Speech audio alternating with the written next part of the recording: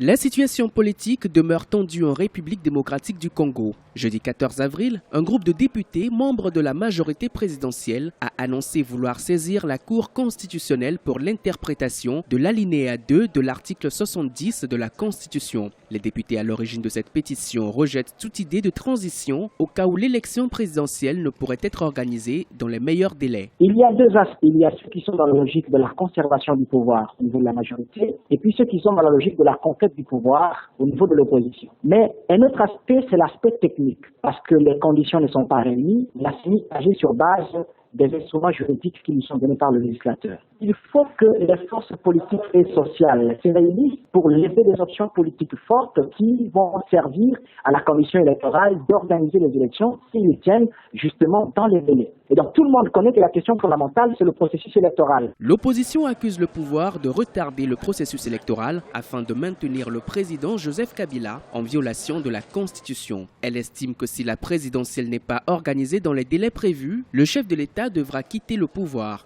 Le président du Sénat sera chargé de mener une transition, le temps d'organiser une nouvelle élection présidentielle. Le sujet divise depuis plusieurs mois les acteurs politiques congolais. La démarche de la majorité est une démarche légalement soutenue par l'article 161 de la Constitution. Mais là où nous posons des questions, c'est que la démarche de la majorité risque de réveiller le chat qui dort, parce qu'il y a des craintes sur le probable glissement du mandat présidentiel en cours. Que fera la majorité si la Cour constitutionnelle tranche en faveur justement de sa position selon laquelle le président reste en fonction pendant qu'on organise le dialogue? Le deuxième et dernier mandat du président Joseph Kabila s'achève à la fin de cette année 2016. Ce dernier avait appelé tous les acteurs politiques et autres leaders de la société civile à prendre part à un dialogue national pour permettre l'organisation des élections apaisées. Difficile pour le moment de réunir tous les protagonistes de la crise. Un véritable défi pour Edem Kodjo, l'ancien Premier ministre togolais, désigné facilitateur de la crise par l'Union africaine.